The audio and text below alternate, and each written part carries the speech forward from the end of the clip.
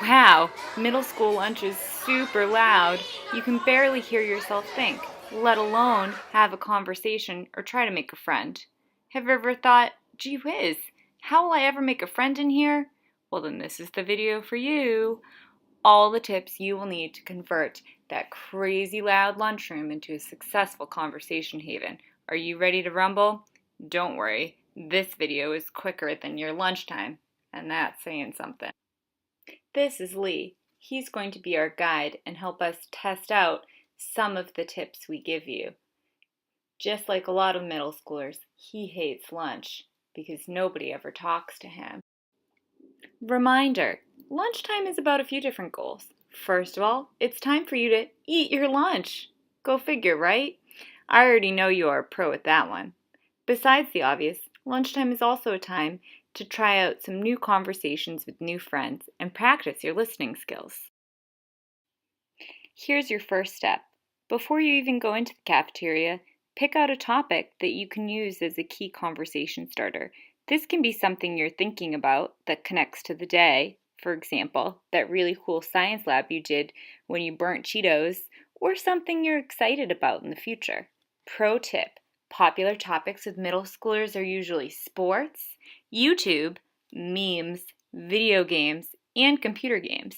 You can also review your quick question cue card to help you get those conversation juices flowing. Now that you've reviewed some ideas, it's time to pick a location. You probably want to pick a spot near the edges of the lunchroom. That way, if you need a break, or if it is a little difficult to listen in such a noisy environment, this location will make things a tiny bit easier. Now that you've spotted your ideal table, it's time to pick a seat. Now this part can be a little bit tricky. One tip is to watch the people at the table for about 10 seconds before heading over.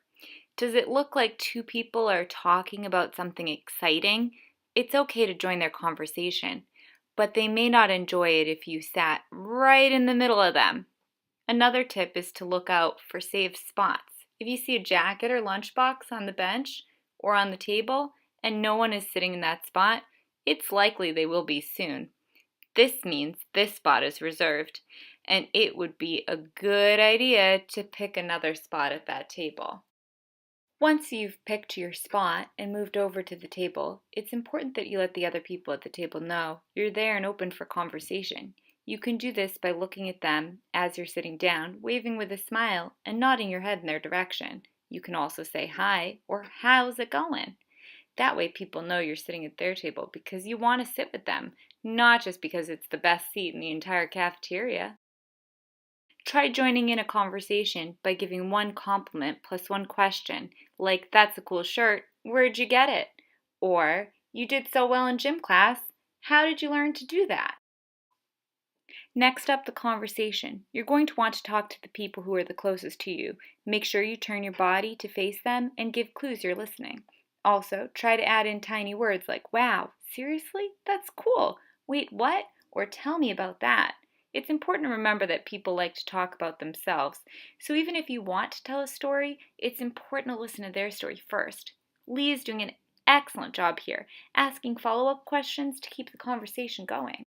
It's okay to take breaks to eat your food and talk with other people at the table. And remember, you came up with starter questions in practice before going into the cafeteria. Remember, just like math class or English class, the cafeteria is a place where you can learn. It's completely normal to practice and try out new ideas here. You are in school after all. Lee, we're so happy you like lunch. Now it's our turn to practice.